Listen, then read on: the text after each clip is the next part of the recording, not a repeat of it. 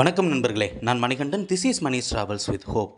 இது மாதிரி தொடர்ந்து பல்வேறு வீடியோக்கள் வரப்போகுது. அதுக்கு நீங்கள் செய்ய வேண்டியது எல்லாம் நம்ம சேனலை சப்ஸ்கிரைப் பண்ணி ஆதரவு கொடுக்க வேண்டியது மட்டும்தான். இந்தியாவிலேயே முக்கியமான ரயில் நிலையமாக பார்க்கப்படுவது ராமேஸ்வரம். இந்த ராமேஸ்வரத்திற்கு தமிழ்நாட்டில் எல்லா பகுதிகளில் இருந்துமே ரயில்கள் இருக்கிறதா அப்படின்னு கேட்டால், சில பகுதிகளில் இருந்து ரயில்கள் இதுவரைக்கும் இல்லை. அந்த பகுதி மக்களும் ராமேஸ்வரத்துக்கு ரயிலை கேட்டுக்கிட்டு தான் இருக்காங்க.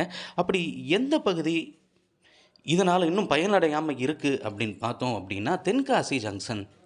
தென்காசி அப்படிங்கிறது ஒரு மாவட்டமாக ஆன பிறகு செங்கோட்டை, தென்காசி இந்த பகுதிகளில் இருந்து நிறைய புதிய ரயில்கள் அப்படிங்கிறது அறிமுகப்படுத்தப்பட்டு கொண்டு தான் இருக்கிறது, ஓடிக்கொண்டும் இருக்கிறது.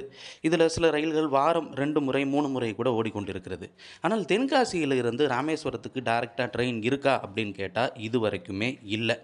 இந்த பகுதி மக்கள் நீண்ட நாட்களாக கோரிக்கையும் வச்சிட்டு இருக்கிறாங்க.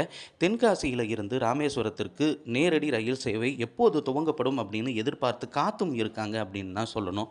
ஏன்னா தென்காசியில் இருந்து ராமேஸ்வரம் போகணும் அப்படின்னா அவங்க விருதுநகர் வழியாக காரைக்குடி, மானாமதுரை வழியாக செல்லக்கூடிய ரயிலை பயன்படுத்தி மானாமதுரைக்கு போய் இறங்கி அங்கே இருந்து ராமேஸ்வரம் போகக்கூடிய ஒரு நிலை அப்படிங்கிறது இருக்குது. அப்படி இல்லைன்னா காரைக்குடியில் இறங்கியாவது மாறி போக வேண்டிய ஒரு நிலை அப்படிங்கிறது இருக்குது.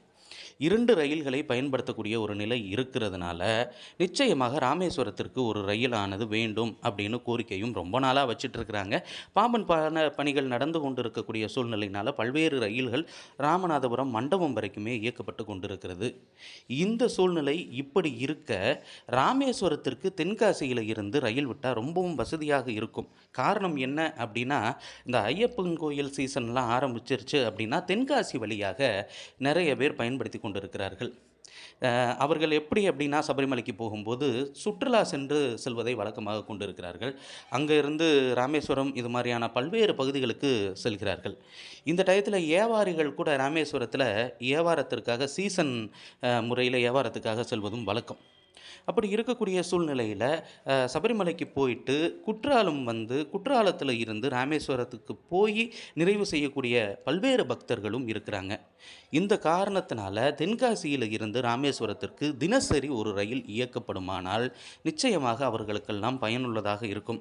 இன்றைக்கி இருக்கக்கூடிய சூழ்நிலையில் ரயில் கட்டணம் அப்படிங்கிறது ரொம்பவும் குறைவாக இருக்கிறது.